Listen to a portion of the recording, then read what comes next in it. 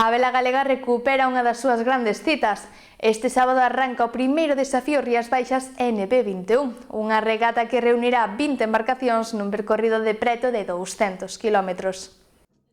A saída terá lugar no Liceo Marítimo de Bouzas, na ría de Vigo, con destino á ría de Muros e Noia, nunha travesía dividida en dúas etapas nas que 20 unidades izarán velas nunha competición moi esperada.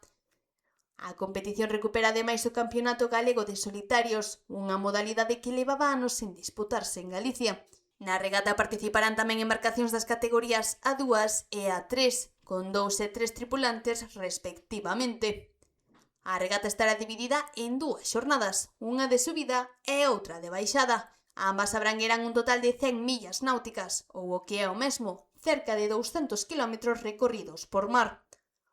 A frota navegará por algúns dos espazos máis emblemáticos da costa galega, como as Illas Cíes, Ons, Sálvora ou o paso de Sálvora cara á ría de Arousa, nun trazado marcado tanto pola exixencia deportiva como pola beleza paisaxística.